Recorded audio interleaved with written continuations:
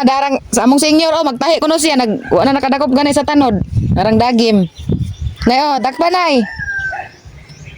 Nara nay ang dagim. Haman. Nah, sao naman ni ron.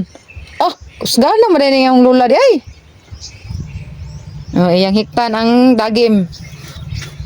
Awang tanod di ay dagim naman hinon narang dagim. Oh. Dakpan mo day. Dakpan mo day nay. Makita man usay. Oh, na iyang tahion mga higala o iyang purol. Bawasan ni na buslot ngano jaman tahion. Haman dapat imong tahion na nay, mani buslot. Na. Nani buslot? Gamay. Agay gamay gyud imong buslot. Yo, kita mo sa nimong kutipot ani. Nay na may bag-o dito mga purol nay. Haman. Okay to ka mama. Nagpalit man gitagaan man ko ni Ate Ite lamong kuan. Friend ni ate ba? May lang to panguran pang dahik-dahik. Oh, gihikot pamatod niya oh.